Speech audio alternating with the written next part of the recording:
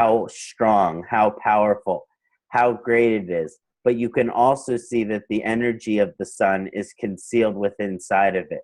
So even though we are getting a reflection of the sun and the energy that is concentrated within it, you can also see that there is even more power and energy towards the center of that star. This is a very interesting picture that kind of explains the power of the sun. And even though how great we see it is even only a spectrum of its ultimate greatness. So today we'll be focusing on how to improve. Is my audio good, Madhurji? Yes, yes. Okay. Yes, Today we'll be focusing on how to improve our planetary karma with the sun, or Surya in Sanskrit. Some of the ancient descriptions that we'll be focusing on is that Surya is described as the light of wisdom. It is also called the dispeller of ignorance. And so we'll dive into these topics and the sun's effect on these from a spiritual perspective. And more as far as how can we improve our karma with the sun is how to align to our full potential as an individual, how to align to our ultimate direction of our soul, how for our soul to be content, how for our soul to be satisfied. These are the things that manifest when we improve our karma with the sun. Just some of what we'll be touching on. brilliant. I separate this into 6 different parts. First, we will talk about the sun and its karma. Then we will talk about how it is currently in Gemini. When I first did this presentation, it was in Taurus, and now it's in Gemini. So I had to change a little bit there. So we will discuss sun in Gemini, and then I will discuss the sun exaltation, debilitation, natural sign, enemy sign, favorite sign, and its relationship with the other planets. So we can understand whether we have auspicious sun karma or inauspicious sun karma.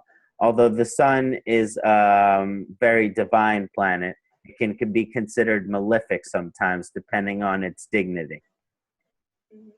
Yeah. Perfect. Then the most important part, what to do to improve our to improve our Surya karma. So how will we do both ancient method from 5 to 7,000 year old ancient Vedic method to certain lifestyle methods that we can do that are important for this current time that we are living in, and then also Ayurveda. How can we use Ayurveda to improve our karma with the sun? And then we will look at the community example and discuss anything else we would like to discuss. Wonderful. Now, before we get started, it is always most important to me that we open up with honoring the planet. So I would like to do a traditional Surya sun mantra. This is one of my favorite mantra. My sun is in 10th house in Scorpio, so I think it's a prominent sun, but also my sun astrocartography is where I just moved to, Philadelphia. So yeah, so a lot of energy and a strong relationship. I've always had a affinity for the sun. And also I have Leo in the 7th house, so I'm very attracted to those that have much sun energy. So this chant we will be doing, if you recognize the chant wherever you are over the world, I encourage you to join me. The words are on the screen here. But you can also just sit back and relax and enjoy a meditation if that is what is comfortable for you. I'm probably going to do the sutra 3 to 5 times and then do a tantric seed sound, which is not listed. What's listed here at the bottom, Om Hrim Hrim Suryaya Namaha, that's the seed sound or the bija sound. But when I like performing the mantra, I like using the tantric sound because I believe that everyone can feel this. So we will do Om Hram Hrim Hram Saha Suryaya Namaha. And that is the only thing that will be different from the text that is listed here. But of course, just chant however you wish to chant. But this is a very powerful way to honor the sun. So I'll open with 3 Om, and then get into some sun chanting with all of you. Brilliant. Hare Om.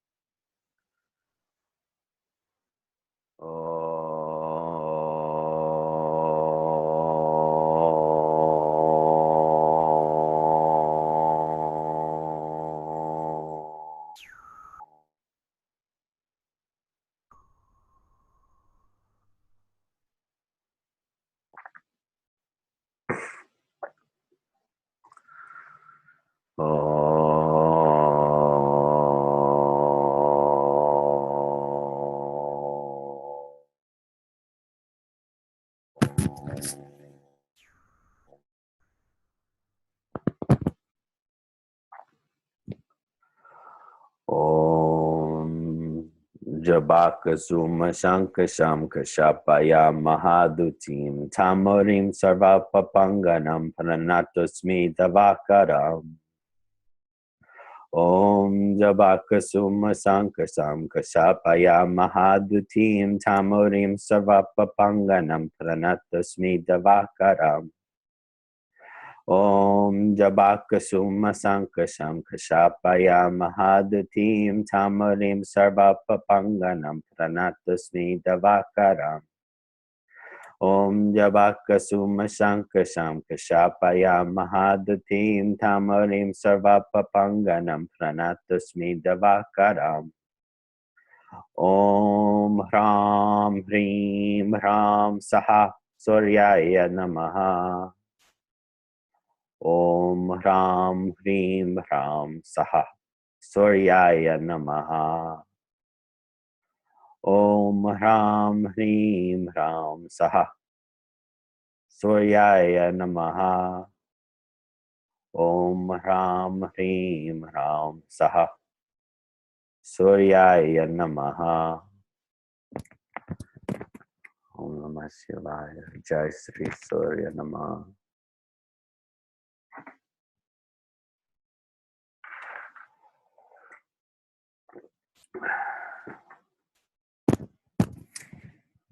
Namaste. How are you doing, Madhurji? Oh, I can't hear you. It was brilliant, the chanting. Totally feeling the energy. Wonderful.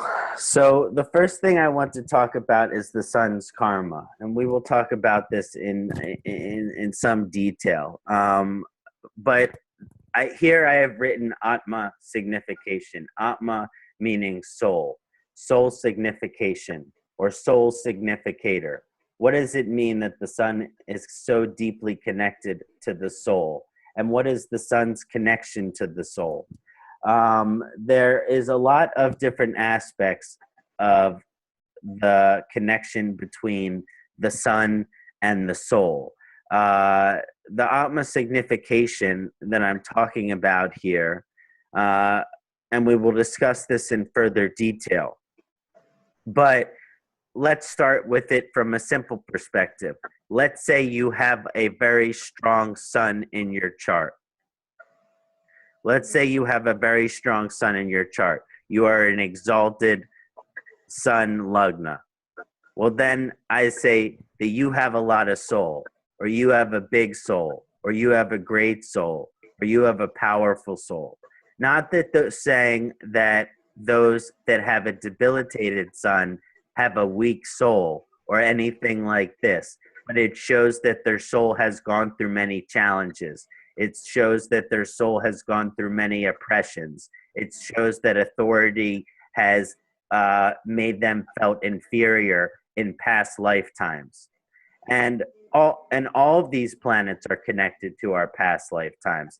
but the sun in particular is connected to our past lifetimes and how great we have been able to grow as an incarnation in each lifetime.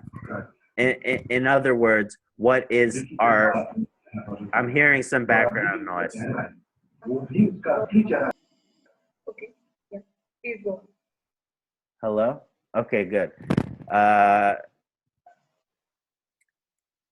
So basically, the sun is connected to power and strength from a soul's perspective. And it doesn't mean that if your sun is debilitated or weakened, that your soul, you have less of a soul or you have less of a powerful soul.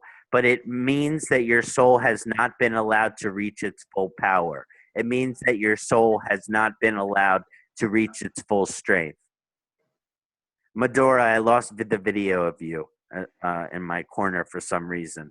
I'm not sure how to get back to... Okay. Now you see me? No, I don't see you yet. No. Maybe I can do something. Hello? Hello, Now I can hear you. I just can't see you. Okay. I see some Indian man from India, I think. Okay. I request everybody to just shut down their cameras so that Okay, I can see you now. We're back. So basically, as I was saying about the soul signification, if your sun is exalted, it shows a very strong soul that has achieved some of its power or potential in terms of its possibilities and its in past lifetime. Now, if the sun is debilitated, I don't want to say that this means that you do not have a powerful soul. But from a reincarnation perspective, it is possible that your soul was oppressed in the past lifetime. So you have a lot of karmic work to do to improve the strength of your soul, if that makes sense. yes, completely. Like a lot of time people with Saturn in Libra, sun in Libra, which is debilitated, they have past life where they were living dictatorship, where they live in persecution and thing like this. Yes, that's a good point. Yeah. But this Atma signification shows that the sun is there to help us reach our soul's potential. And one of the ways that I like to explain this is, let's say you are wearing a shirt that shows some of your back if you're a woman. And if you are a man, you do not have a shirt on, and it is a very hot summer day.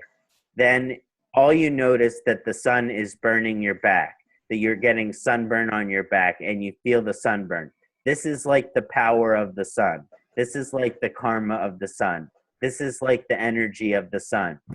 That fire, that light, which is truth, which is wisdom, which is connected to God, is pushing you, your soul, to align to its power, to align to its full potential, to align to its full direction. But that doesn't mean that that's not hot. It's very hot. Sometimes it even burns. And so people, that is why the sun could be considered a malefic planet, because it burns.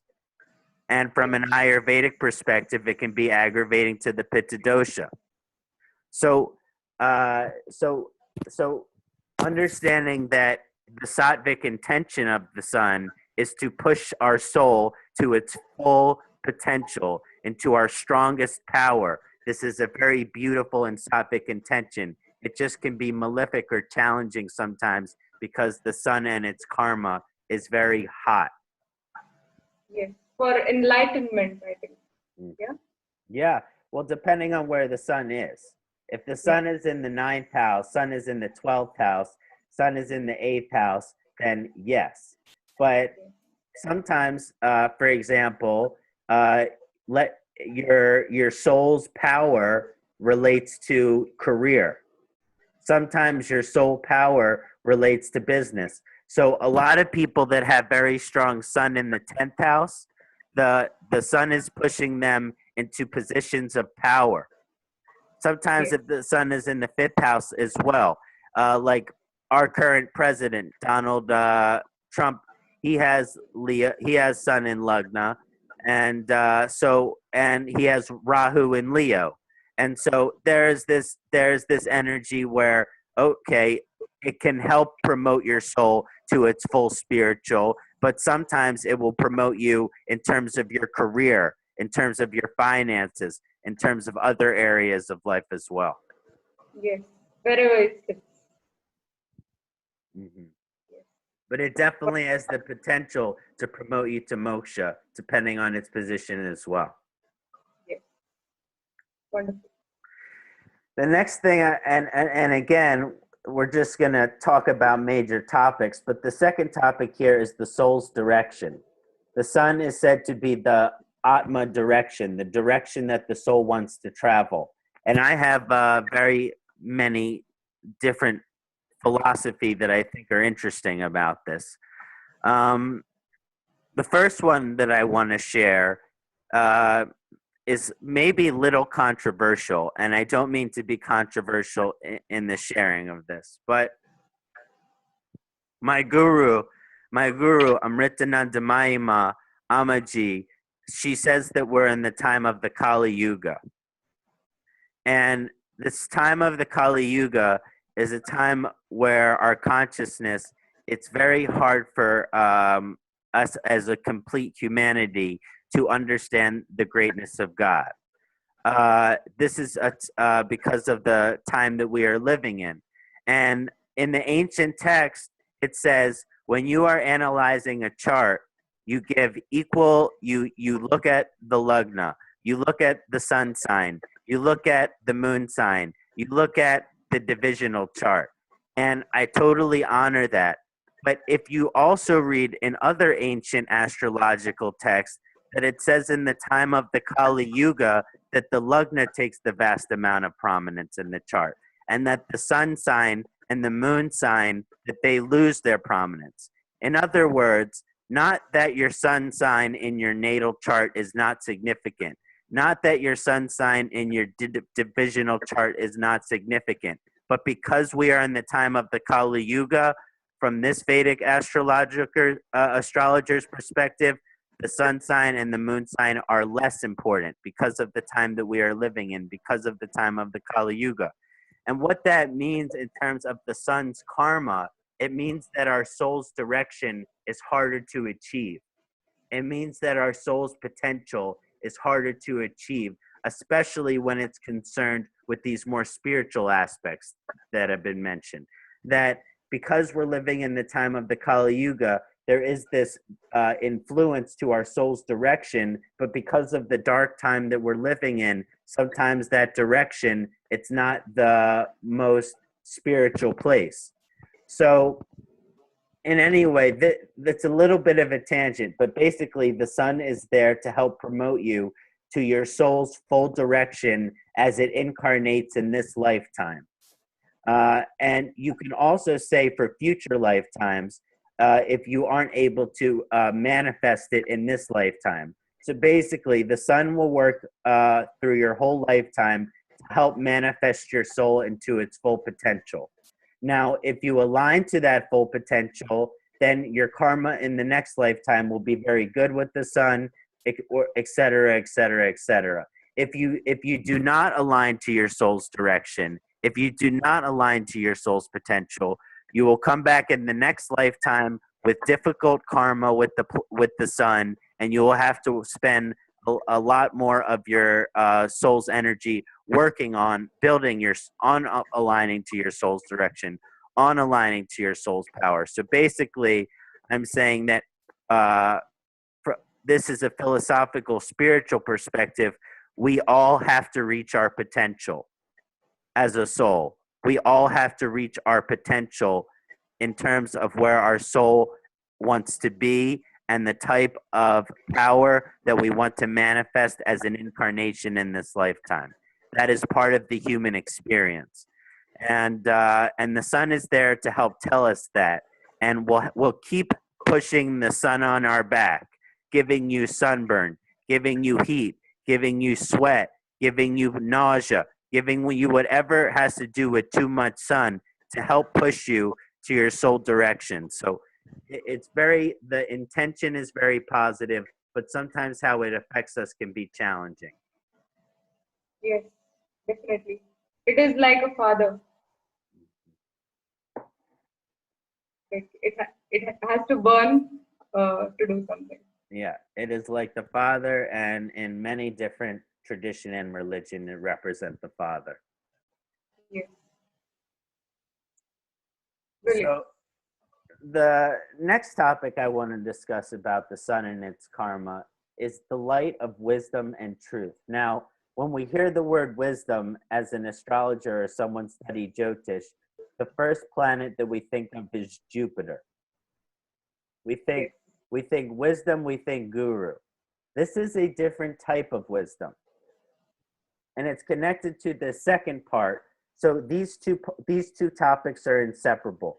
Light of wisdom and truth, and the dispeller of ignorance. But basically, there are many different types of wisdom. And the type of wisdom that the sun is trying to teach us is a different type of wisdom than the wisdom that Jupiter wants to teach us. The type of wisdom that Jupiter wants to teach us has to do with ethic, has to do with moral. It has to do with spiritual and religious belief.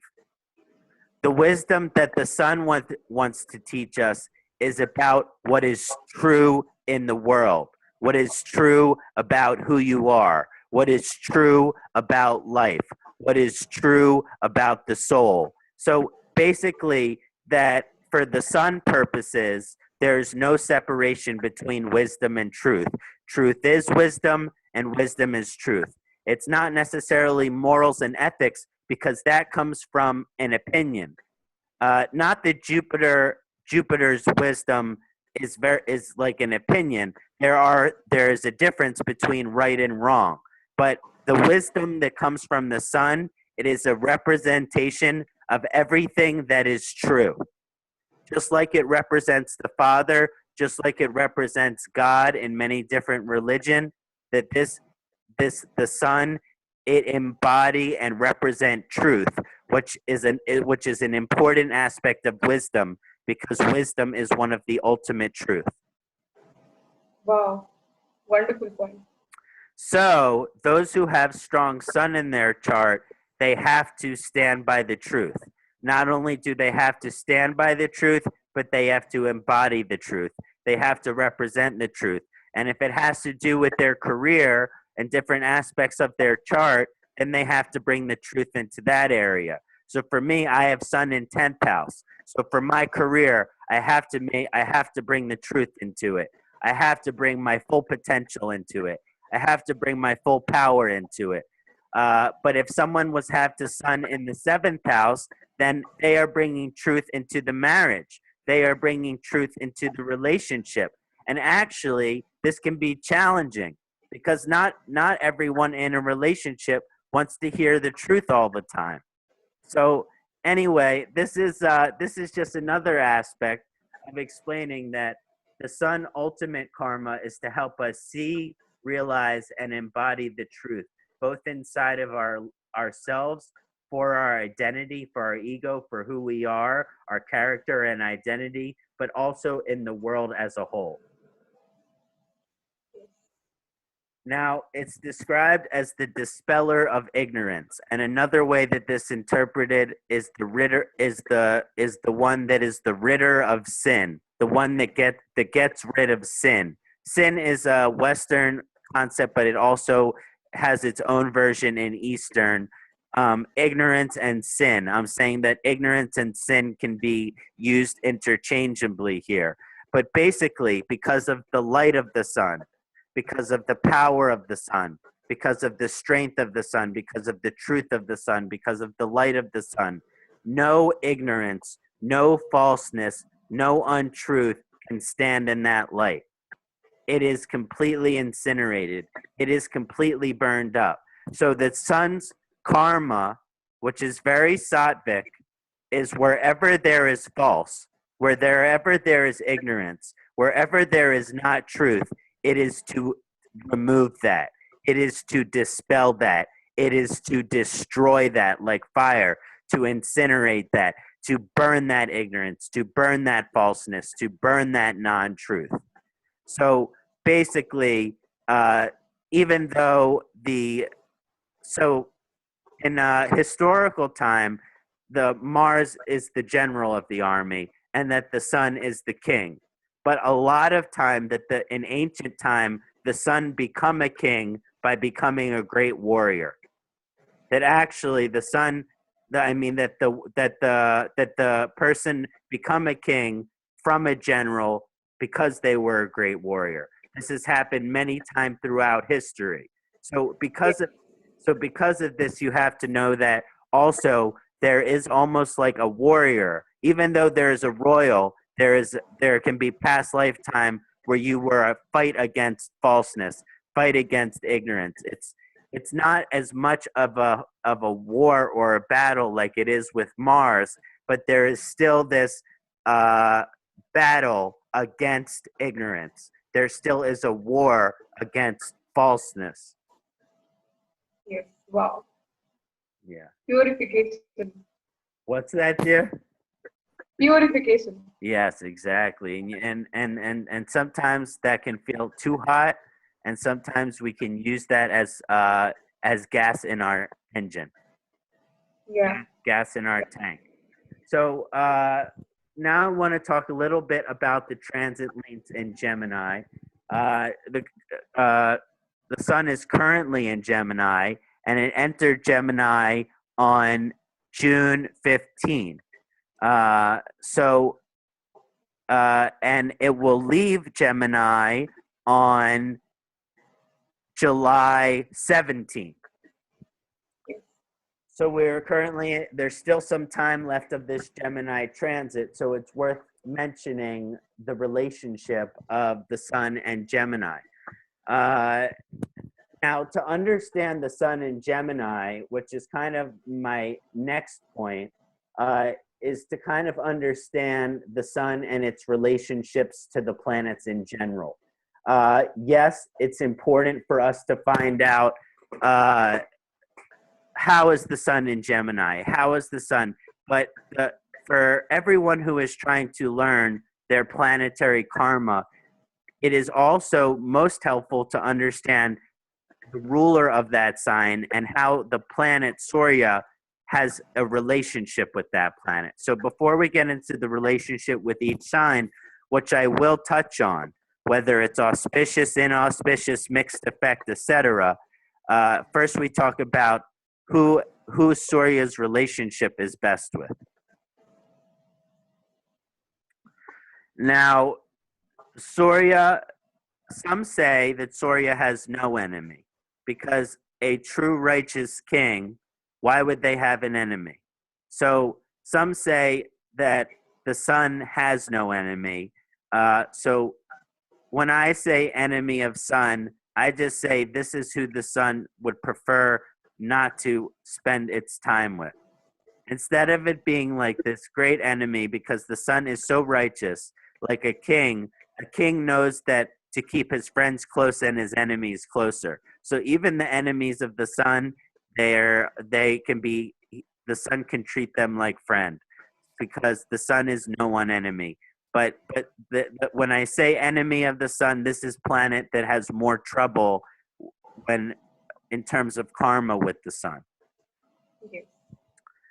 But I consider the main friend, the best friends of the sun, the moon, Mars, and Jupiter.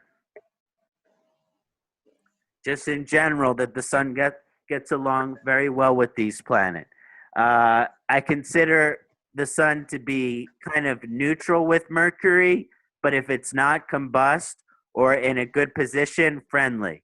But it can be neutral because it often is combust. that there's a overall neutral relationship, and then all the other planets such as Venus, Saturn, Ketu, and Rahu, I believe, have enemy relationship with the sun. What does this mean that Venus, Saturn, Rahu, Ketu have enemy?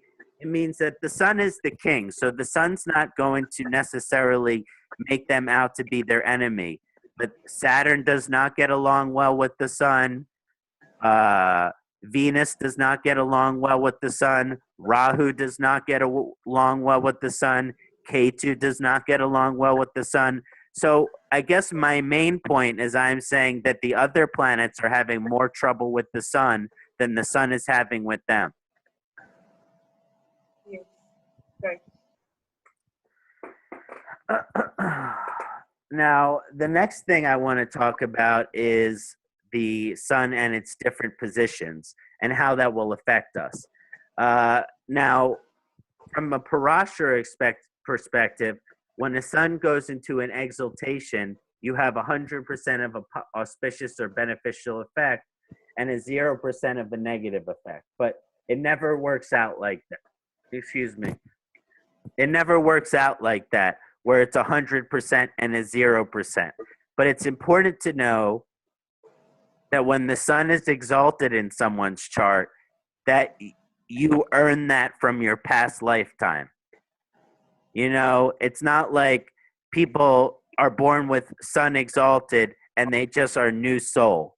Like, you have to have gone through very many past lifetime karma to earn exaltation of sun. So it's very powerful combination, and it usually shows that you have royalty from past lifetime. It could show royal caste from past lifetime, royalty in your or in your genetic, in your ancestry. These are some of the effects that this exaltation can cause from a past lifetime perspective. Is you are born with a royal mentality. Now, that could be that's a great thing, to be born with the royal mentality, as long as you don't have an ego. But the sun also is connected to the ego. And so sometimes when because it is given so much power, so much strength, and so much responsibility, and when we have so much power and strength and responsibility in our lives, sometimes the ego wants to take credit for it.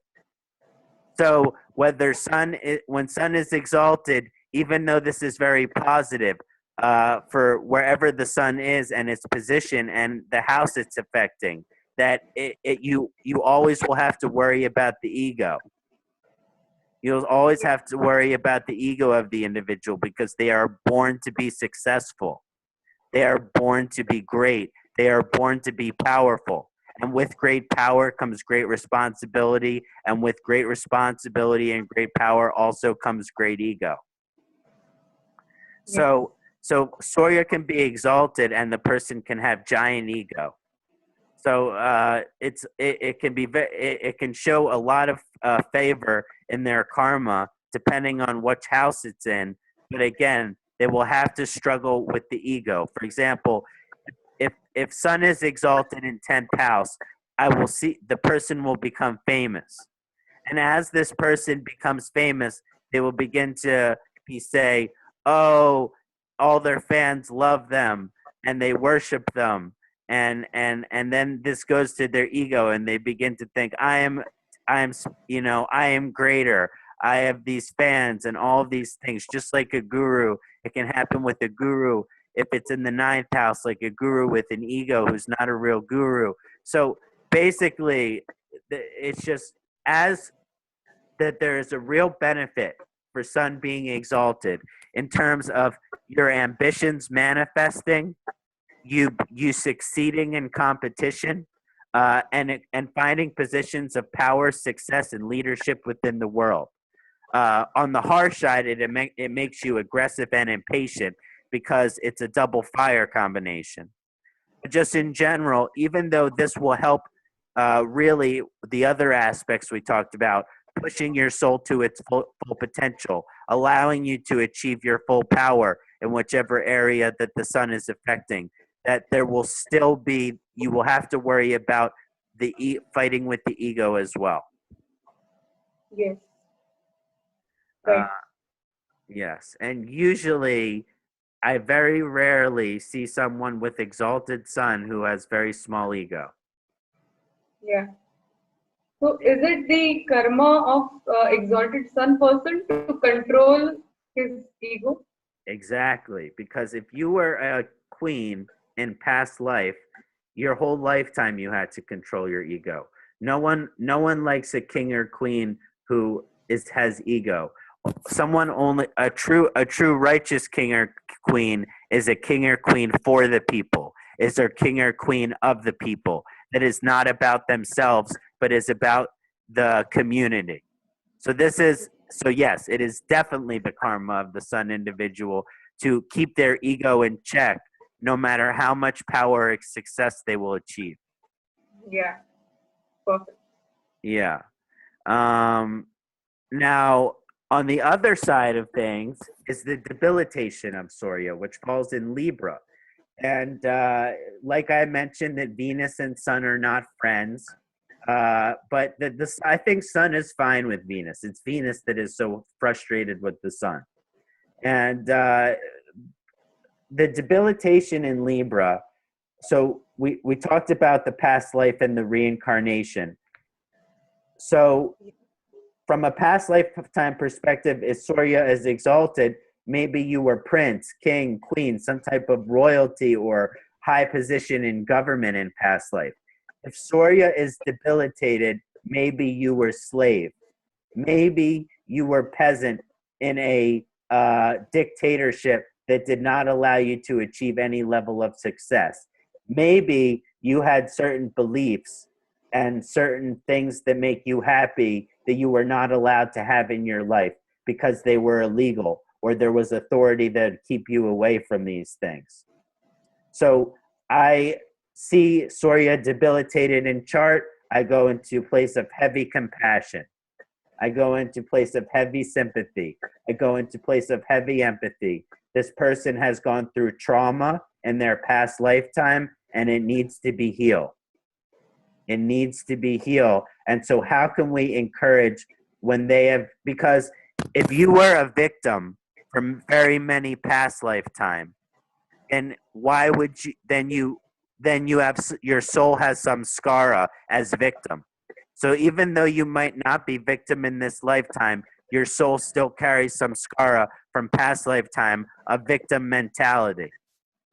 So you have to work on that. That is, if you have sun debilitated, you have to work on that. Yes, that's a beautiful point. Yeah. On the positive side, I've seen some very interesting combinations of the sun in Libra. For example, it can be a very positive artistic combination.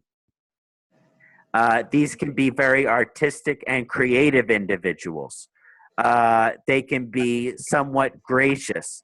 Libra is always seeking balance, and sun represents the truth. So they're trying to combine truth and balance, which is a challenge, but it can be done. Yes. But basically, this is a very artful and creative disposition. But the issue is a lot of times that if you choose artist as career and you have debilitated sun, then you will not become successful for your art until after you die. Oh. So the art should not be the primary source of income because it will not be truly recognized until after. And a lot of great artists have this. Yes, that's a very good point you have made. That a person gets his some award or something after death. Yeah. Yeah, recognition after death. Yeah. Wonderful. And that also with Surya and Libra, sometimes it showed that you will pass away before your partner. And so also your partner might get some of the reward. Oh, yeah. Okay, so now we'll talk about Sun in its own sign, Leo. Depending on the degree of Sun in Leo, it is in Mula Trikona, which is like 80% exaltation. So Sun in Leo is very strong. Leo is ruled by the Sun. It's very strong in that position. This is considered a favorable combination, but it's very powerful. And so depending on its position, like if it's in a Upashaya house or a Drakana house, it can cause malefic effects. In the 3rd, 6th, 8th, or 12th house, you don't necessarily want to see the Sun in Leo. But basically, this is a very, very, very, very strong combination. As we mentioned, the Leo has significations with the father, and so does the Sun have significations with the father. So there's double father energies. So there's usually some father energy where the Sun is in Leo. And but it shows someone who is meant to be the boss. Shows someone that is meant to be in charge. Shows someone who is meant to be a leader, who is meant to be influential. And this person will naturally carry a lot of charisma. Similarly to the issues that we talked about of the exalted Sun, similar issues when the Sun is in Leo, in that you can have big ego, you can have vanity, you could be pretentious, which means you can be demeaning to other people, you could be superior in your thinking. So again, Surya in Leo shows you're working on your karma in terms of achieving that full potential, but you will have to really deal with vanity, ego, superiority complex, and things like this as well. But it does naturally push you into a position of leadership in whichever this conjunction falls in. Yes. So even if it's in the 12th house, that you will be some type of spiritual leader. Even if it's in the 9th house, you could be guru, or have a very strong relationship with guru. If it's in 7th house, then I think, okay, this is something you have to be careful with. Okay, because that means that your wife or husband is the leader. They joke, who wear the pants in a relationship? Who's wearing the pant? Well, whoever has Sun in Leo is wearing the pant. And if they have Sun in Leo in 7th house, it probably shows that their partner is the one who has the control or leadership position in the relationship. And actually, the Sun can show that in general. Yeah, that's very good. Yeah, okay, great. So we'll talk a little bit about the Sun's relationship with Virgo. We talked about Sun in Gemini already, and we talked about the Sun's relationship with Mercury. And some astrologers consider the Sun to have a neutral relationship with Mercury, and other astrologers consider it to be favorable as long as it's not combust. Again, we'll call it neutral, but there are signs of favorability, particularly when it's not combust. Now, when the Sun is in Virgo, it's not the most favorable position because, again, of the neutral relationship with Mercury. It's not like it's receiving an exaltation or debilitation. I would call it almost neutral. So this energy is something where you get a mixed effect of difficult but also positive aspects. Now, whenever the Sun and Mercury, whether it's the Sun in Gemini or the Sun in Virgo combined, there is a relationship between the soul and the intellect. Now, according to Darshan, the different philosophies of Vedic philosophy, that the mind travels with the soul. But basically, that the soul, from a consciousness perspective, can be experienced separately from the mind. So even though they travel together past this lifetime, that while we're human beings, we can experience the intellectual aspect of our consciousness and the soul as separate. We can experience something through the soul, and we can understand it rationally, logically, and they might be different. But when the sun is with Mercury, when the sun is in Gemini, when the sun is in Virgo, the intellectual and the soul, they're more interconnected. They're more inseparable. They're more inseparated. So the mind thinks something and the soul feels something. The soul feels something and the mind thinks something.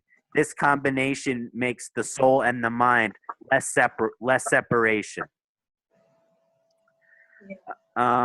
This combination would usually, whenever Sun and Mercury are together, it does help the intelligence, especially when it's not combust. And even if it is combust, it helps the intelligence. It just means that you'll burn out. Like, so like sometimes I'll be saying something and I'll just have to take a break to remember what I said because of the combustion. So anyway, this combination of Sun and Mercury, Sun in Virgo, Sun in Gemini, but Sun in Virgo is particularly intelligent. It's particularly analytical. It's particularly likes numbers and accounting and positions of administration. Yes. And because the sun is truth and in a sense perfection, and Virgo also naturally has that energy, they can be very perfectionist on the difficult side, hypercritical, too critical, which means they set too high expectations. The expectations they set might be too high, and because of that, they are often disappointed. Yeah. I've seen people. What's that, Madhurji? Yeah, I've seen people in Sun in Virgo. Yeah. Yeah, it definitely has its challenges, but very smart. Yes. So as we look at Sun in Taurus, I lost you for a second there, Medora. Unless you're Somnath Bhattacharya, but I don't think you are. I lost your video for a sec. Okay. Now can you see me? No, but sometimes if I fix the screen, it does it. Yes, I can see you. Wonderful. Okay. Thank you. Okay. Yes. I just feel like seeing you in the corner makes me feel strong support.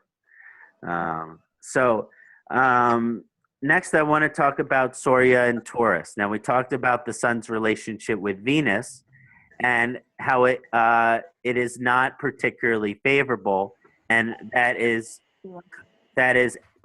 emphasized by showing you that the sun is debilitated in Libra, which is ruled by Venus. So let's just say that the sun is not debilitated in Taurus, but it's an enemy position. Now, there are positives. Again, this shows Taurus is one of the primary signs which represents wealth and material accumulation. And so when the sun is in Taurus, it could show someone who has a lot of power and strength towards accumulation of possessions and materials. So this is a very auspicious combination for making money, for being successful, for accumulation, being able to get expensive gems, expensive home, expensive car, expensive house. So all of this is the best part of this combination is material. On the more troublesome side, when the sun, which is the soul, is in Taurus, I believe this also has past lifetime signification. Just like how it's debilitated in Libra, it also very challenged in Taurus. So it shows that there's a lot of karma to be worked on. And so what I mean by sun in Taurus is that in past lifetimes, you were either possessive or attached to material world.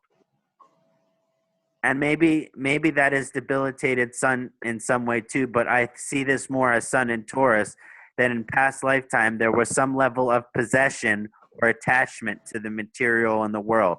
So in terms of remedy, to not be possessive of people or things and to not be attached to people or things is a great remedy for those with Sun in Taurus. But the issue is they're always making money and accumulating.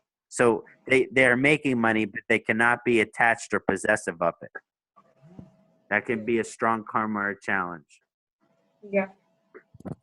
And if you see this combination in the second house, that would be perfect example.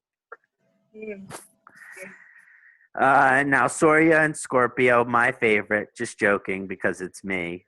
But Surya and Scorpio. So Sun and Mars are. Can I say one thing?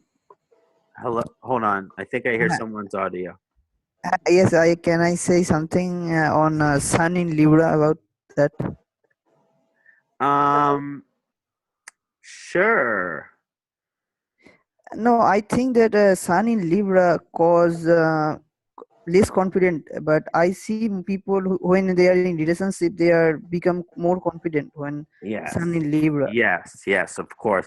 The reason that they become overconfidence from Sun in Libra is because you know how I talk about the oppression that the soul take through past lifetime. So in this lifetime, they overcompensate because they do not have healthy ego, because they do not have healthy sense of character or identity, that they promote a very large false ego. This is also can happen. False, no, I see people that they have become less confident, but when they become with someone with maybe their relationship or their partnership business or like that, they become more confident. You know, sometimes I see my friend, one of my friends have that combination Sun in Libra. I am in partnership business. He's become more confident when I am with him. So yeah, that's and, well, that's Libra, because also Libra relationship to partner, and also it shows that if this person with Sun in Libra is becoming more confident, that is going to be that shows that they're working on improving their karma with the Sun. So this is going to be very positive. The only thing that they have to worry about is that their confidence is in balance with ego. That's all. But for Libra, but for people with Sun in Libra, but with people with Sun in Libra, it's important for them to have healthy ego. Because otherwise they will be challenged in success.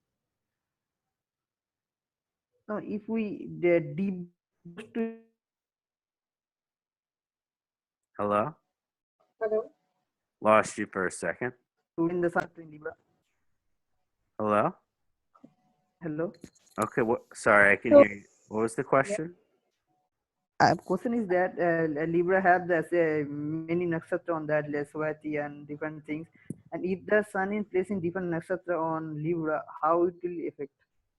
Oh, so you're asking the different nakshatras, which are more favorable in Libra? Yes. Yes. Well, I find Chitra fairly favorable. You know Chitra nakshatra?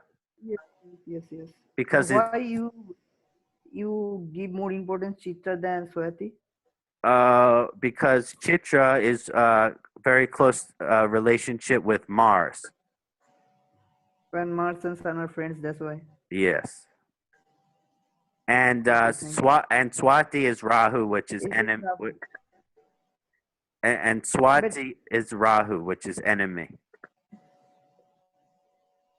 Okay. Now Jupiter, Vishaka is also good. Not that Swati is inauspicious, but there are challenges with Surya and Swati. No, another question is that you said that the Sun and Rahu nakshatra are in enemy nakshatra, but all the Rahu nakshatra, suppose Ardra or even Swati, have same effect or different effect, as their sign rulership are different, because Libra is ruled by Venus and Gemini is ruled by Mercury. Then the quality will of the Ardha or Swati will different. So what's the question exactly? The question is that the sun in Ardra Yes. The sun in Ardra. and sun in Ardra and sun in Swati, both Ardra and Swati both are ruled by Rahu. Yes. And then the quality of the sun will change, as because the rulership of the sign is Mercury and Venus. Yes, exactly. Yes. It's not a question, but yes, that is true.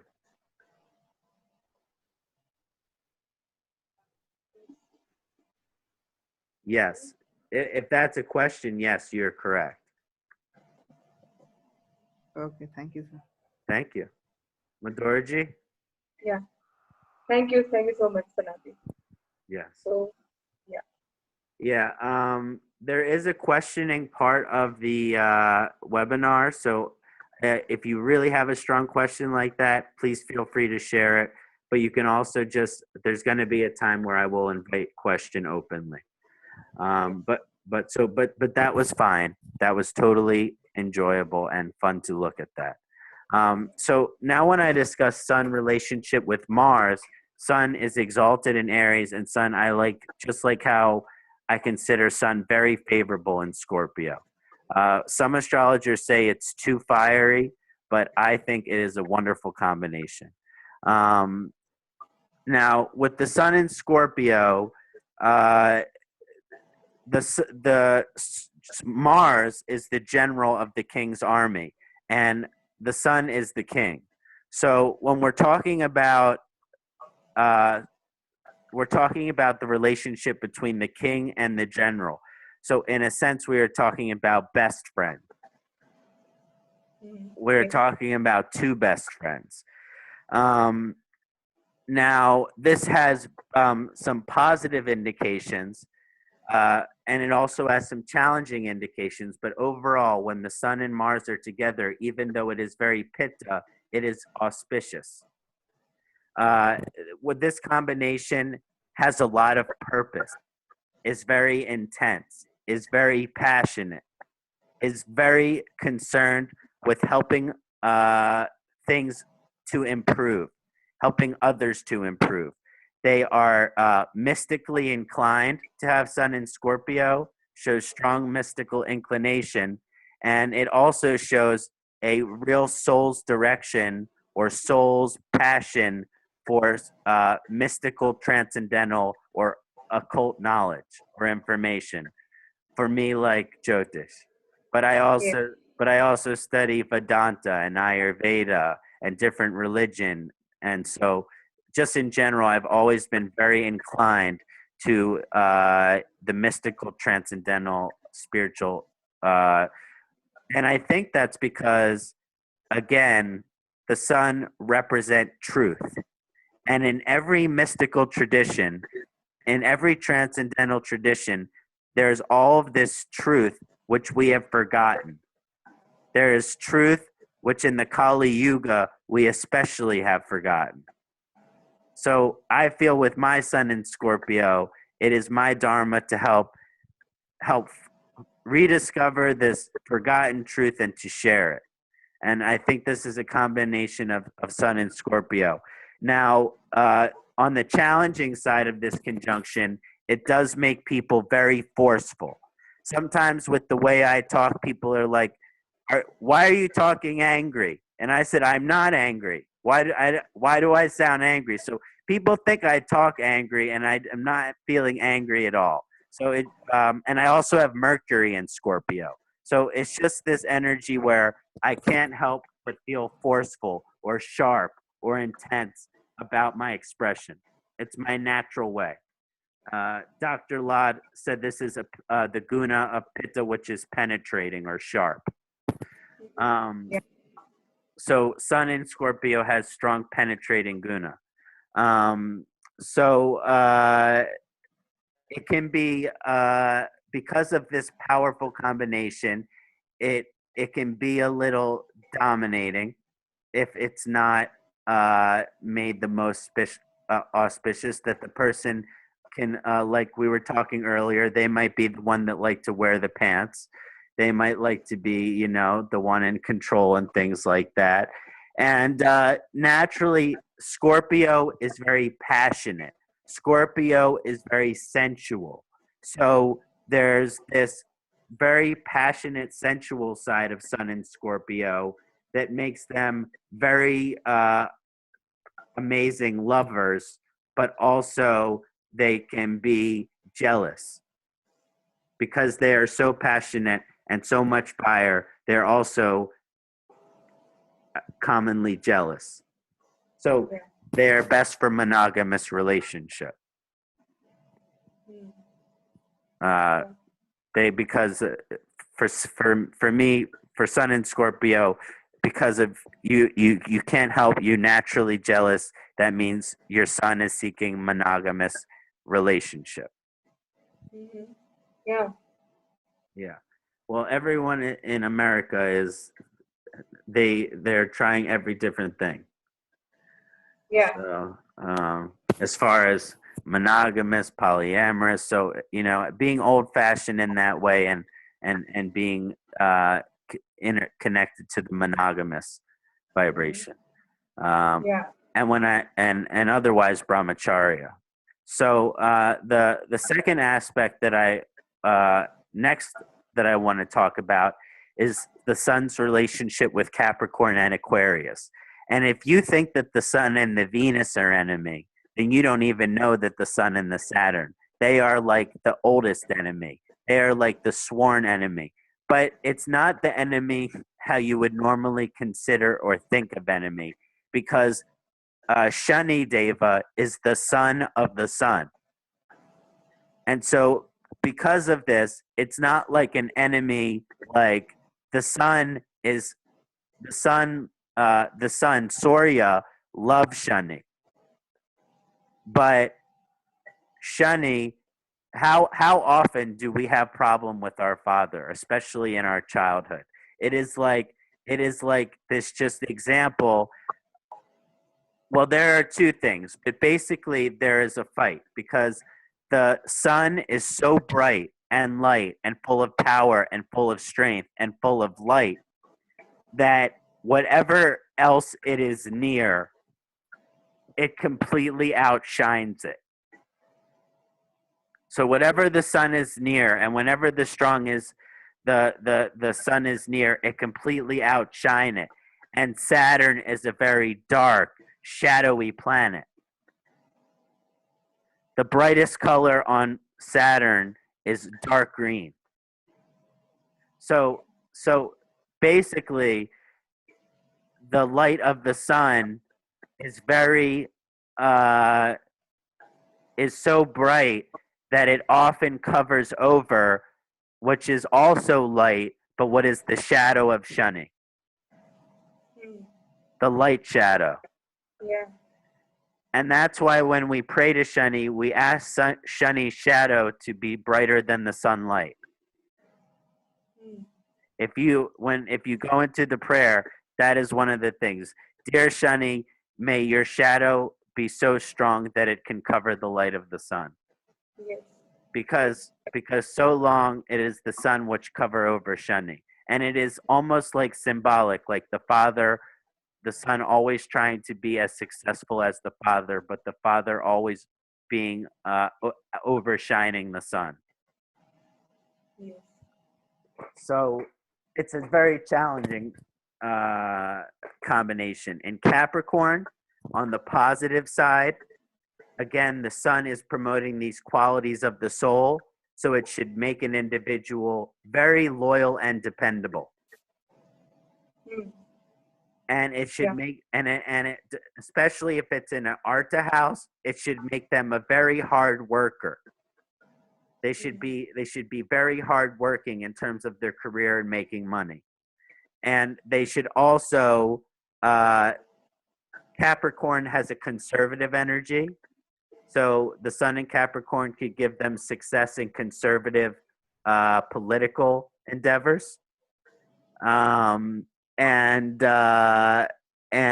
but anyway, these are usually very structured individuals who have Sun in Capricorn. If you are not structured and organized and dependable, and your Sun is in Capricorn, those are the things that you should be working on. Yes. But again, this, it's again the Sun outshining Saturn here, and how that can be a challenge to be a hard worker when there is a coworker that is constantly outshining you. It's hard to work hard if there is someone else there that is working less hard but getting more recognition. This is just an example of Saturn and Sun. So on the difficult side of Sun and Capricorn, these people are like slave to work, like work alcoholic, workaholic, not alcoholic, workaholic, and they sometimes, I think it's connected to past lifetimes, they can be kind of cold, like zombie, like, because basically too much strain, too much work, too much pressure, too much challenge, and they just have no juice left. Yeah. So it's not like, so it's like they try so hard, and they can get, and sometimes face and get so little, and get so and not get far. They can try so hard and get so little far that they lose their heart, and that they can become bitter by this. Yeah. It's a challenging karma. And that's what I want to say. Now, when the Sun is in Aquarius, this is an interesting combination. I think it's a little more auspicious than Sun in Capricorn, but it's also very challenged. There's the shunny connection, so there's always going to be delays, challenges, and obstacles with the Sun, no matter whether it's in Capricorn or Aquarius, because of shunny. But the combination of the Sun and an Aquarius, because the Sun is the soul, Aquarius is very consciousness oriented. So when you take the soul's direction and you mix it with the consciousness orientation, you make a very philosophical person. The people with Sun in Aquarius have very philosophical gift. Also, Aquarius is naturally connected to the 11th house, which is the house of friend. So they make great friends and are very friendly. Yes. And Aquarius is very innovative, and the Sun is pushing to your soul's direction or your soul's potential. So it could show a great ability to innovate or to create or to be an inventor, to invent or innovate on something. Yes. On the more challenging side, these people are usually considered weird by the public. Yes. Anyone with strong Aquarius is usually considered weird. And as an Aquarius Lagna, I can obviously relate. And because of this Aquarius vibration and the Sun, maybe they feel like they can't find their place. Like it's hard to find where they belong. Like it's hard to find the community. Like it's hard to find the right place to fit in. And Aquarius and Sun, they're usually, the Sun is power, and Aquarius and Saturn are connected to politics. And so with Sun in Aquarius, they are usually interested in politics and can, on the positive side, for the right politician, help bring them a lot of support, or even possibly be a good politician, but on the negative side are very, very disturbed by political problem. Yeah, right. with the Saturn and the Sun. Yeah. As we look into Saturn's relationship with Jupiter, I like to consider it a friend relationship. Some astrologers consider it more neutral, but I like it. And when Sagittarius is, when Sun is with Jupiter, you're combining these two aspects of wisdom. The aspect of wisdom which represent truth, which come from Suryaji, and the aspect of wisdom which comes from moral, ethic, and religion and spirituality, which comes from Guruji. So when you take this combination of both of these two types of wisdom, it can be very auspicious. Very auspicious. When Sun is in Sagittarius, these people are more inclined to the moral and ethical wisdom versus the spiritual or religious. They're more inclined to just being a good person. Like I always say, religion can help you become a good person, but you don't need a religion to be a good person. So basically what I'm saying here is that people with Sun in Sagittarius, they're usually very good people, very concerned with moral, ethic, doing the right thing, doing the fair thing, doing the honest thing, doing the true thing, doing helping the old lady across the street, giving money to the homeless person. They're just naturally inclined towards being the higher version of themselves, not necessarily spiritually, but just in terms of the moral and ethical barometer. Yes. They, because the Sun's power in Sagittarius, these are the real leaders of justice and justice and righteousness and fairness. So these combination make for a good judge. Yeah. And they are also good educators, especially about right and wrong. And that makes them can be a good guru, not like Mahaguru, like just like a very good teacher. And it also makes them really, really, really enthusiastic about freedom and justice, which is related to morals and ethics, which is related to what's right and what's wrong. And if this conjunction falls into your 10th house, this might be your career. Yes. Maybe you defend the innocent in some way. So when Sun is in Pisces, it's a much more spiritual vibration. This combination of Pisces represents our connection to the higher realm, to the celestial realm, to the heavenly realm, to the Devas, to Shiva, to Vishnu, to Brahma. So because of this connection, when the Sun and Jupiter, when Pisces and Surya conjunct, it is very powerful potential for spiritual growth, for spiritual or religious expansion, particularly in terms of this concept of faith.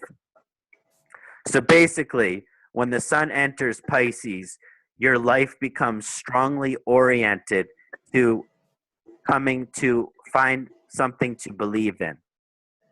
And then once you find something to believe in, you have to have faith in it. You have to surrender your doubt. This is a very strong karma of Sun in Pisces. And this makes them also very spiritually interested, and they could be interested in past lives and reincarnation, different types of mystical and occult art. Yes, so there's a religious interest, and they're very interested in, because of the philosophical combination here, this wisdom combination, they're very interested in the reason of things, not necessarily the intellectual reason, the spiritual reason of things. In other words, the karma. So for people who have Surya and Pisces, they are very concerned with figuring out the karma of why certain things are happening. Yeah, wonderful point. Okay, so Surya's relationship with Chandra, with the moon, they are considered friends, although that friendship can be worn out, in my opinion.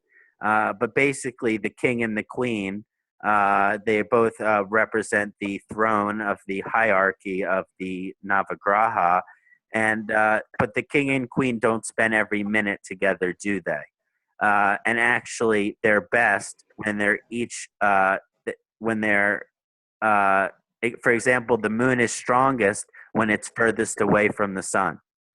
That's when the moon is full. So this is to say that the moon and the sun are friends, but they get stronger as they get further apart from each other. So they also grow in their independence from each other. And Yes. it's kind of like how two people should be in a relationship. Yeah. Yeah. Correct. But that's challenging. So so with the sun in Cancer, the sun it's connected to the moon. It's connected to the emotion. So these people are very emotional, very instinctual. They have a great imagination. They have a great amount to reflect. They have a great amount to introspect. They are incredibly, because the sun is the soul's potential and the soul's direction, and Cancer is all about caring for other people, that pretty much that there's a strong energy or strong karma that they are there to help show support, care, and love to people in their life. Yes. Perfect. And it's really strong in the 4th house, this combination, if you're Aries Lagna. And on the challenging side, when the sun is in Cancer, because the sun and the moon, when they are too strong, like let's say eclipse or within 5 degrees of each other, this can cause some challenges. And because the emotional aspect of the individual becomes kind of burned. So what this become emotional scatter, emotional hypersensitivity, over emotion, over sentimentality. So when the sun and the moon are having a more challenging influence on each other, it's going to be very challenging to the emotional. Yeah. Right. Okay, so that's just talking on some of the karma of the sun. I think we got into a lot of the deeper aspects, the more metaphysical, meaningful aspects, as well as some of the literal, material aspects and how they manifest in the different signs. And now I just want to discuss some remedy. We're going to go over 3 types of remedy. We're going to go over ancient remedy, we're going to go over lifestyle remedy, and we're going to go over Ayurvedic remedy.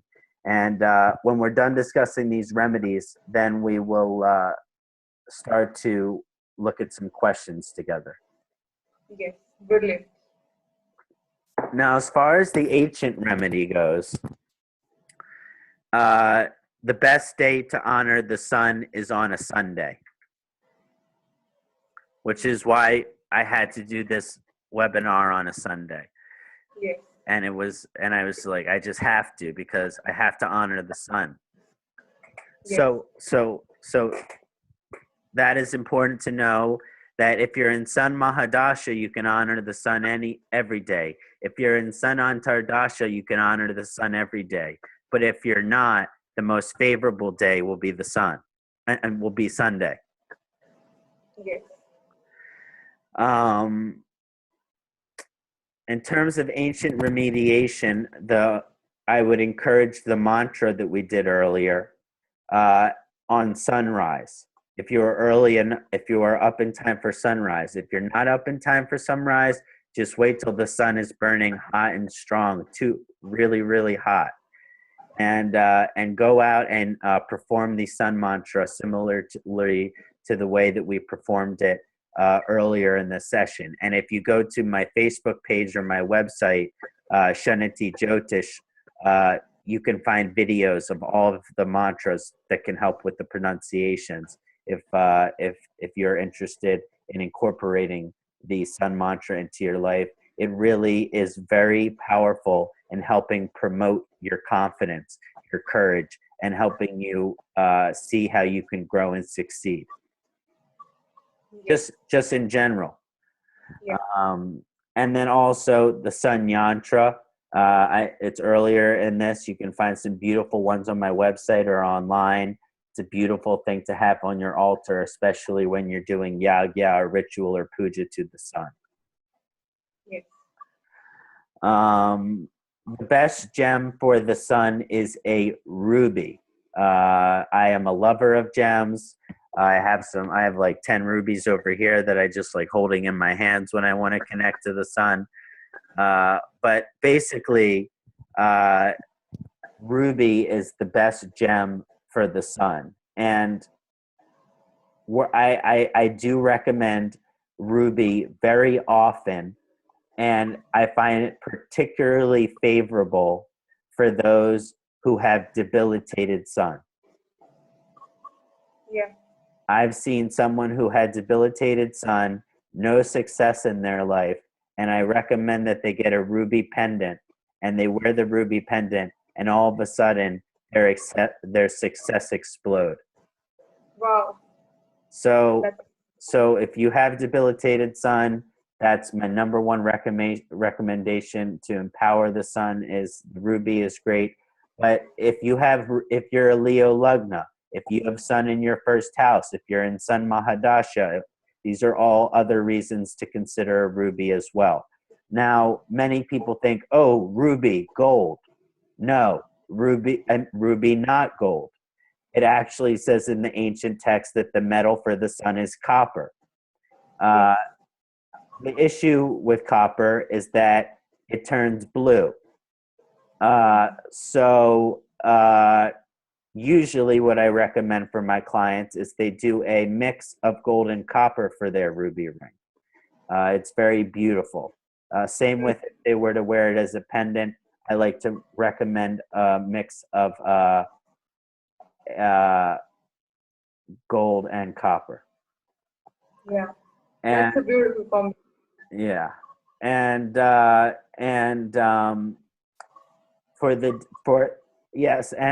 for some reason, because of the connection between the sun and the Manipura chakra, that I like the sun gem work to be worn as close to the chest as possible, or as close to the stomach as possible on a long chain, versus as a ring. But if you are to wear it as a ring, it should be on the ring finger of the for a woman the left hand, for a man the right hand.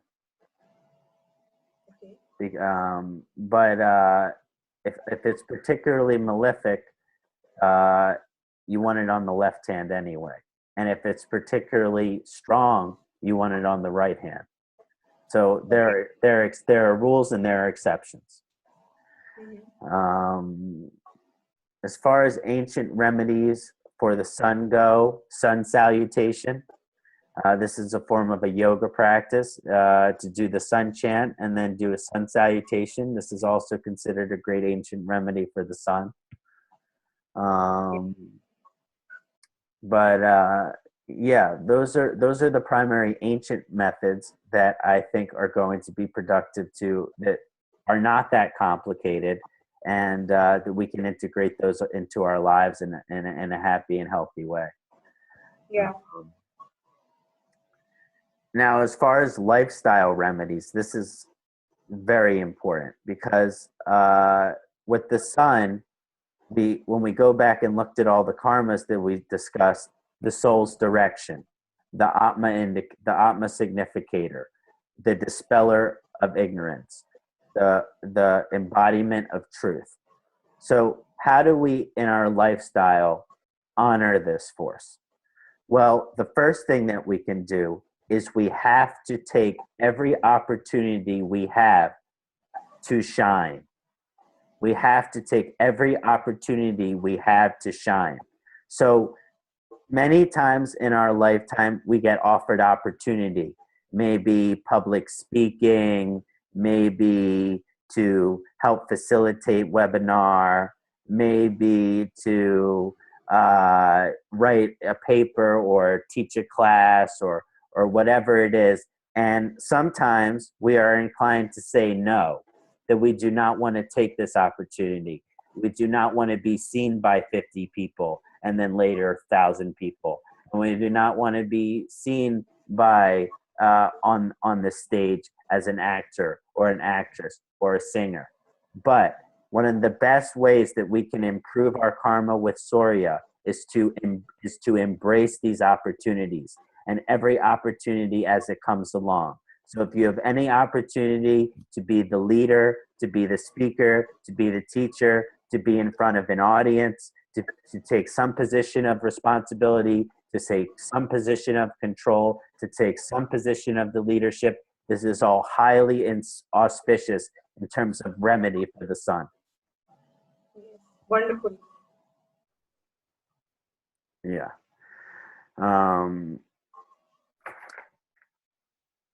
Whoa. Oops. 1 second. I just noticed that.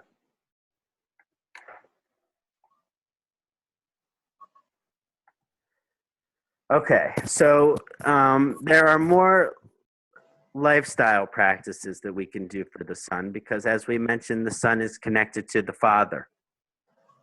And some of us have better relationships with our fathers than others.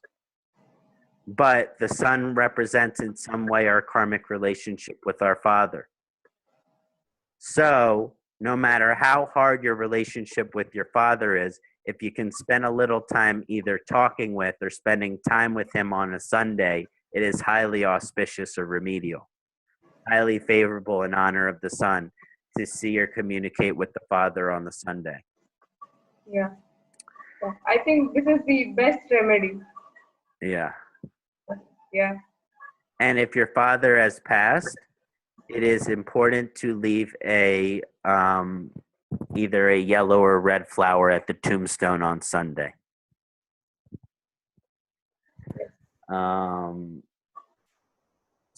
But the basic energy as far as the lifestyle paradigm for the sun is that if there is a position that will promote you, your soul's power, your soul's direction, your courage, your confidence, your leadership, your position in this world, your position in life, your sense of empowerment, then you need to take that. You should take that. Do never shy away from those opportunities, as scary as those might be, because that's the sun coming saying, "Come, let me help you shine. Come, let me allow you to shine." And we have to follow that light. Now, as we get into Ayurvedic remedy for sun, we know that sun is primarily Pitta dosha, which is connected to the fire element. When we look in astrocartography, I always have to worry about people's sun lines, because if it's a hot place, they're going to have heavy exposure to things that might aggravate the Pitta dosha within the body. Basically, they're at risk of Pitta dosha related health difficulties. So with people with very strong sun, like Scorpio, like me, or exalted sun, or living in their sun line, it is important that they balance the Ayurvedic dosha Pitta. And I don't think we've discussed this in any of the prior webinars about really Pitta being a planet. That how do we balance that? So Pitta has a lot of qualities to it. It's rajasic in its nature, because fire is constantly moving. From a molecular structure, we know that by studying it. But from a guna perspective, Pitta has certain qualities. It is hot, which is Ushna. It is sharp, which is Tikshna. It is light, which is Lagu. It is oily, which is Sneha. And all of these qualities of Pitta, when the sun karma is very strong, then you need to balance these qualities, which means all of those qualities that I mentioned cannot become excessive. And if the sun karma is strong, they are predisposed to become excessive. And if you have sun in 6th or 8th house, you have to worry about this 5 times more. Yeah, right. But basically, if the sun is too strong, you always have to balance pitta. And so we balance these qualities of hot, sharp, and oily by dull, cool, and dry. So this is just an example. If you are a very hot person and you have a lot of pitta in your chart and the sun karma is very strong in your chart, then you want to live in an environment that is dry, cool, and dull or soft, which means to me there's not traffic everywhere. Yeah. But because traffic is the most pitta aggravating thing there is. But anyway, yeah, so basically you balance those qualities, and you want to seek an environment that will not aggravate those qualities. So if your sun karma is strong, avoid hot, avoid sharp, avoid oily. This also goes into your diet. If you have heavy sun karma, you might be attracted to spicy foods, but they're not healthy for you.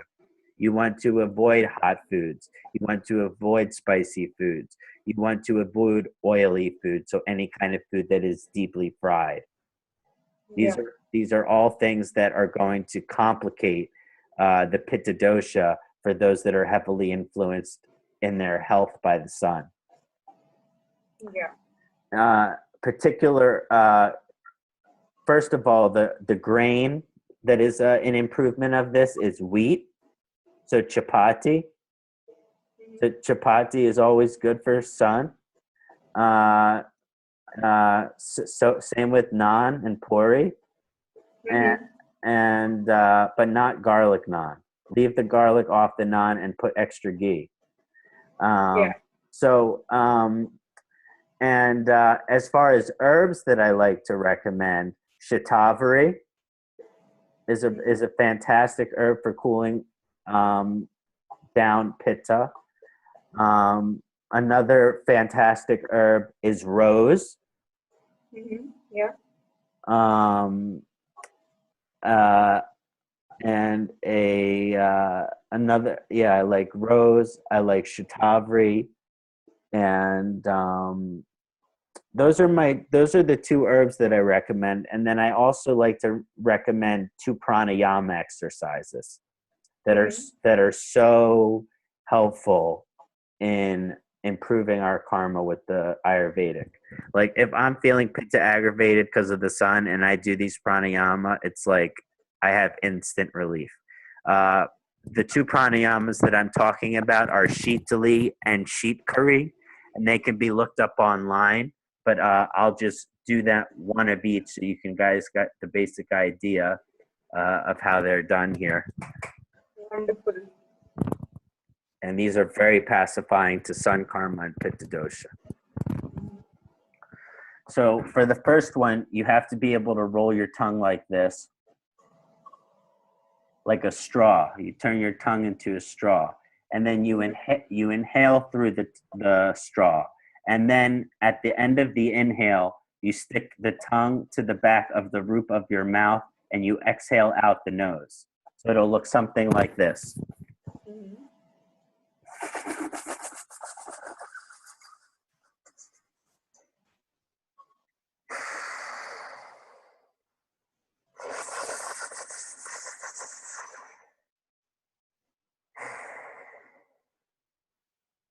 I already feel more relaxed. Wonderful. The second one that I recommend is shikari, which is you make an angry face like this, and then you put your tongue on the back of your 2 front teeth, and you inhale through the side of your mouth. Okay. It'll seem like you're angry. It looks like this.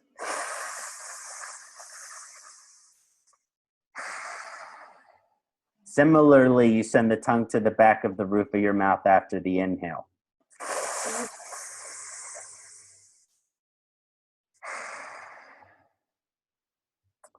So they're wonderful. Dr. La taught me those, and very helpful. Yeah, thank you so much for showing it, Kṣaṇāti. Thank you so much. Yeah, and you would just do 2 sets of 10 of each. Okay, that's brilliant. Okay, so let's take a 2-second break. I'm going to use the restroom, and then we'll start looking at questions. Yes, perfect. So we'll have a 2 to 5 minutes break. So we'll come back in 5 minutes.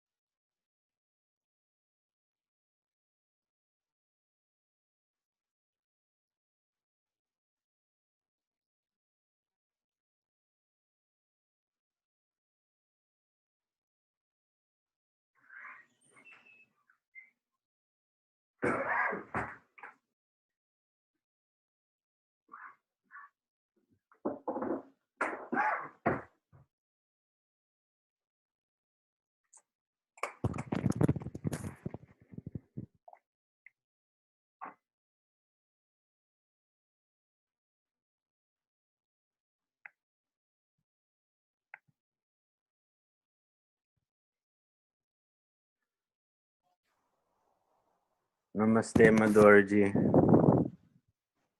I can't hear you, dear. Oh, now I can. Yeah. So welcome all, and should we start? Yes, let me just pull up the screen. Yeah. So, first, can we check, is Abhijit Kumar here? Yes. I'm looking too. I don't think so. I don't see him. Do you? Okay, we'll skip him. Let's skip him for now. Okay, how about Ren? No. No. See, it's because this is rescheduled, so we're going to do more live question, I think. Yeah. Okay, how about Dimple? Dimple, Yes, okay. she's, yes. Okay, come on, Dimple. Yes. Let's unmute. Okay. Hello, Dimple? Hi, can you hear me? Yes, namaste. Namaste. I'm so glad you're doing this webinar. Thank you. Thank you for choosing to join us today and to send in your query. Yes, thank you. Appreciate it. Where are you coming from? Vancouver, Canada. Wonderful. So just to take a look at your question here, you mentioned with, oops, sorry, one second. There was just a little glitch there. Okay. Okay, so you mentioned with your sun in the 8th house in Leo, and you mentioned it's at 29 degrees, so right near the cusp there. It's in Uttara Palguni Nakshatra. Uttara Palguni Nakshatra, you mentioned that, which is its own nakshatra. And you're asking what will be your health/longevity relative to this conjunction. Yeah, it's actually my son's chart. Oh, yes, I remember this. So, Yeah. you're wondering your son's longevity, yes? Health, yes. Sun being in the 8th house, yeah, and at 29 degrees, both those things. Yeah, in Leo in its own nakshatra. Yes, yes. So, question, has he had health difficulties in his life so far? No, but he is prone to more pitta, I would say. Exactly. So he, even though it's like hot for everybody, but he's the one who'll have a nosebleed. Or for instance, he'll have a rash, you know, like a hot rash, that kind of. Yeah, my intuition is that because the sun is in Leo in its own nakshatra, that even though the 8th house is called the house of death, it is also called the house of life. And this is a triple sun, Leo sun, sun 29, sun nakshatra. So I will imagine him to live a long life. Okay. And actually a very strong, long, and powerful life. But as you mentioned, he will have to be very concerned with the pacification of his pitta dosha. Also, I notice he has Ketu Lagna, 16 degree. Yes. Ketu also aggravate pitta. Okay, that's good to know. So he has. So are you familiar with my astrocartography topic? Yes, I've actually seen those videos. Okay, so it would not be beneficial for him to be near his sun line. So maybe, I know he's almost time for college, right? Yes, that's right. So he should not go to college near sun line. No. But this, I think, proves well for his longevity, and the conjunction of the triple sun there is he will be very successful in something very unusual or non-traditional. It could be he could be mystically inclined during sun periods as well, or he might be inclined into the fields of health and medicine. But as far as the longevity of your son, I'm not worried. But he will, all of those pitta pacifying things that we discussed should be a part of his dinacharya. Okay. Great. So even though he's young, he should start with his pitta pacification as an everyday process now. Yes. Okay. Yeah, that's great. Is that good? Does that answer your question? Yes, it answers the health and longevity question. And the other question is about, one moment, let me pull up the question. Sun, with the 29 degrees, Sun is also the Atma Karka then for his chart. Yes. So what would be the life purpose in that sense? Because it's not in the 8th house in his Navamsha. It is in the 9th house with Rahu. Okay. In Sag. Okay, but what's the question exactly? The life purpose, because it's the Atma Karka as well. Yeah, because the eighth house is an unknown house. The eighth house is a house of something that falls outside of our societal box, outside of our societal tradition. So I could give you a long list of possibilities, which he would be successful at in terms of his life purpose. But the primary thing you should know is that it is not traditional. It will not be common within society. It will be, you could call it unusual. And things that fall under this energy include alternative medicine, the mystical arts like astrology, Ayurveda, yoga. It also shows interested in gemstone. There's possibilities working with gem. Also shows possibilities in working with a spiritual foundation or a non-profit organization. I see. So all of these are potentials for Vivek. So these are all potentials for the eighth house. Yes, but because it's Atmakarika, this is Atmakarika. also part of his life purpose. And then does it help for you to know how it stands in D9 in the Navamsha? I mean, if I was doing a reading for him, yes. But in this brief analysis, it's not necessary. Okay. Yes, because we're talking about someone who is young anyway. Yeah. Who's not falling into the energy of their Navamsha yet. Okay. Got you. Yeah. Great. Nice to meet you. Thank you. Appreciate your time. My pleasure. Thanks. Thank you so much. My pleasure. Nice to meet you, Dimple. Nice to meet you. Madhura ji, come back. Yes. Okay, so we have next Pratik.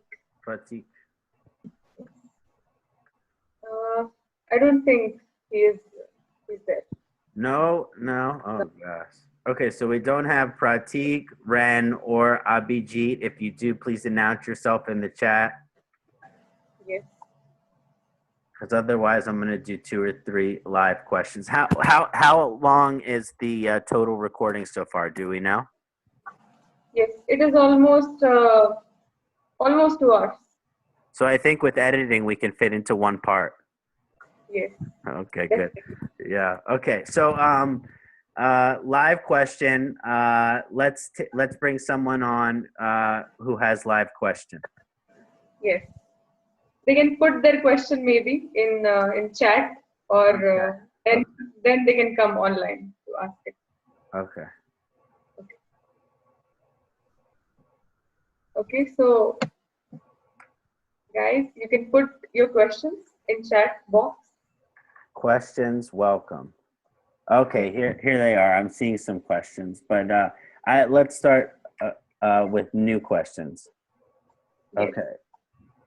Please present new questions. Thank you. Okay. Here's the first question from Amit. Hi, Kṣaṇāti. I also have Sun in Ascendant on Scorpio. Right on, brother. Sign in Jyotish Nakshatra. Okay. Sun, oh, that's very strong. Mercury. With Jupiter and Ketu also in Jyotish.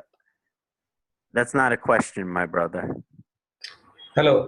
Yeah, Amit here. Hi, Kṣaṇāti. Hi, brother. Hi. Namaste. So, my question is, Namaste. Yeah. First of all, thank you for this wonderful session. Okay. Thank you for joining us. Thank you for taking the time to honor this work. So, okay. My question is that my Sun is my Amartya Karika. Okay. Yes. And for this combination, my profession should be like occultic and like mysticism, like. Okay, but I'm in a telecommunication and technology field. Okay, and I am interested in occult also. So you're interested in what also? Occult and astrology. Yes. Okay. So my question is that should I change my career path, or shall I continue this my existing profession? So what will be the good for the Yeah. profession My and for career? my intuition is that I would not necessarily abandon one for the other based on what you've told me about your chart. One of the things that I do think is interesting is that Jyotish just connected to Mercury, and this could show working in the field of communication, telecommunication, internet technology, etc. Also Yes.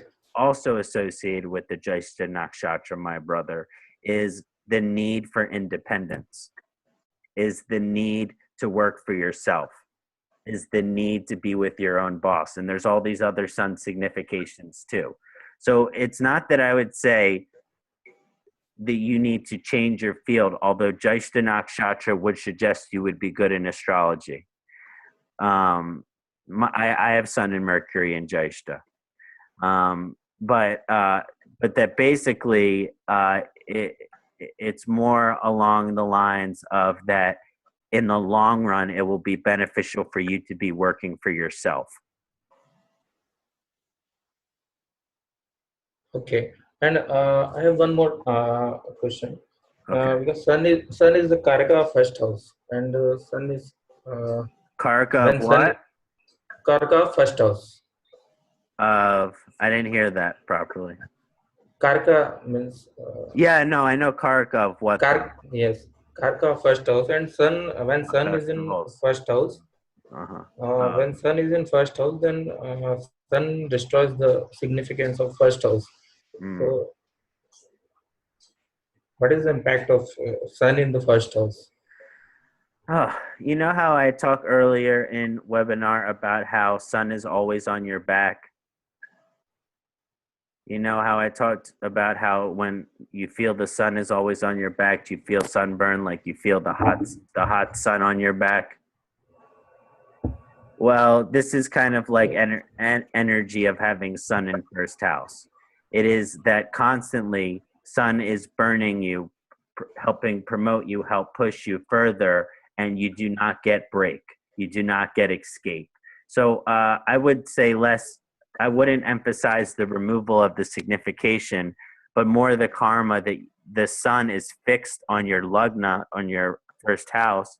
And so you have the sun constantly pushing you and burning you on a daily basis for both the positive and negative side of this. Okay. Okay. Thank you so much. Thank you, G. Om Namah Shivaya. Okay. Okay, let's take two more questions. Let me take a Yes. look. I'm going to take two more questions because is Saturn aspect Sun karma related to father? Yes, that's a great question. Usually when there is a connection between Saturn and the Sun, it shows a karma between you and one's father, especially when that Sun Saturn aspect is heavy in the transit or heavy in the chart. It could either show a very auspicious and positive karmic relationship with the father, or very challenging aspect of relationship with the father. The issue is that the Sun and the Saturn are naturally enemy. So when you're dealing with karma that relates to the father with the Sun and the Saturn, you're going to be dealing with the positive aspect, or the more light aspect, which has to do with the Sun, and all of the aspects of your father which challenges you, which shall come from Saturn. Yes. Brilliant. Okay, with exalted Sun, give positive result. With exalted Sun in 12th along with Rahu. Okay, so Rahu Sun conjunction is always challenging. It is said that Rahu eats the Sun, so that Rahu takes away half the power of the Sun. So just to know that the exalted Sun is afflicted by Rahu. And it looks like you said they're 5 degrees apart. So there is some type of Surya Chandal Yoga. So basically, this will give positive results. This this conjunction that you're explaining is highly indicated for your path towards moksha. With the soul seeking moksha, with on a path to moksha, and is very beneficial for you spiritually. Yes, this conjunction gives you positive results spiritually. Now, whenever the 12th house is activated, particularly with troubling conjunctions like Sun and Rahu, it can have challenging effects on the material realm. Because if your Sun is in the 12th house, which shows that your soul is seeking moksha, then there are going to be some things on this material realm, on this physical realm, that you are forced to let go of that help you get there, which is the challenge of it. Yeah. Okay, scrolling down. Okay, let me see. Take one or two more questions.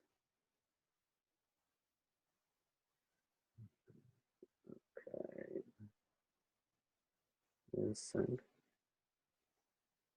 I'm just gonna pick one more question. That's my favorite. Career field would be the best for me. Okay, yes, I like this question. So Fani Yanaswamy asked, Saturn is the enemy of the sun. So if Saturn ascendant, Aquarius, Sagittarius, if Saturn ascendant, Aquarius, I think she meant / Capricorn. So if the sun is debilitated in these lagnas, okay, not debilitated, challenged, yes. Can a person wear the rings that you have suggested? Oh yes. So for Aquarius, for Aquarius Lugna, or Capricorn Lugna, if the sun is there, then I highly recommend the ruby. You said since the energy is totally opposite to the main force. Yes, that is true, but there's a reason that the sun is conjunct in the Saturn sign, and it is challenged by that sign. So you have to empower it. You have to empower it. If you don't empower the sun in the Saturn sign, the person will have very low self-confidence throughout their entire life. So I do think even if they are Saturn Lugna, the ruby, if sun is there, the ruby will be very beneficial for helping them believe in themselves. Yes. Okay, let me see if I'm going to do one more. Last one. Okay.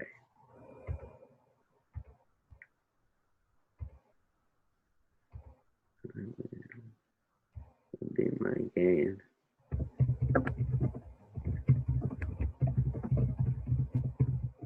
Okay, so I have two questions here, and they're kind of like a combined question, so I'm just going to kind of answer it. One Ashton person asks, Sun in K2, what karma? And then another person asks, a lot of people have Sun with K2 or Rahu, don't know why, which is basically asking what that karma is. So what is karma of Sun with Rahu? What is karma of Sun with K2? Now, it's very important to know that depending on the position, okay, so the sun and Ketu and Rahu are both enemy with the sun. But the sun can represent a lot of success in our life and the prosperity that we're seeking. And Rahu can also represent our desire for power. So I believe that the sun and Rahu work better together on the material realm when they are conjunct, and that the sun and Ketu work to get together better on the spiritual realm when they are conjunct. For example, our current president, Donald Trump, he has Sun Rahu in 10th house. It helped him become president. Also, the old emperor of Ethiopia, Haile Selassie, had Sun and Rahu in 10th house. So basically this combination of Sun and Rahu, it shows that you're on a path towards power. You still have more life experiences that your soul is seeking that have to do with that power. And your life's journey will be about aligning to that. And it usually shows that this is not the last lifetime. That there is still a lot of individual experience that needs to happen before moksha is ready. Yeah. Now, when Sun is with Ketu, it is more promotional to moksha, as Ketu is the moksha karaka. So now, if Ketu and Sun are in the 10th house, it means that there will be constant challenges in your career until you finally align to the career that is your higher calling. But just in general, when the Sun is in Ketu, it shows that your soul is very devoted to the process of moksha. And because your soul is very devoted to the process of moksha, because your soul is very devoted to the process of moksha, it can have challenges in, like we talked about, in losing things on the material realm that you're attached to benefit you on the spiritual realm. Yeah. Yeah. Correct. Brilliant. Great. So, Medora, Yes. can you come back to the screen? Yes. Yes, I'm on screen.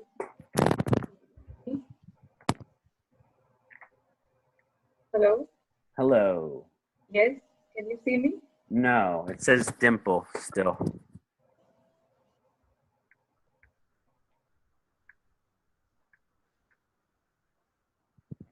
Okay, now?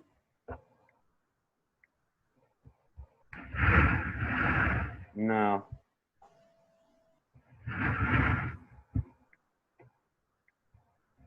Now, can you see me? Yes, I can see you now. Okay, thank you very much. Yes. So, do you think now, since we are trying to process all into one part, do you think now would be a good time to conclude our webinar? Yes, definitely. Okay. May I do a closing mantra? Yes, definitely. I'll do 2 closing mantra. Yes. I'd like to thank everyone who joined us today. And again, my name is Kṣaṇāti. You can find me on jyotishastrology.org or email me at kṣaṇātijyotish@gmail.com. I'm always available for questioning.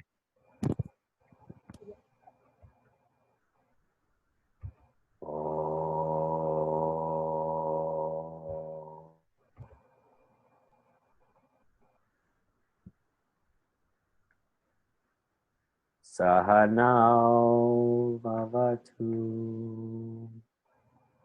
sahanau bhunaktu, saha viryam karavavahai,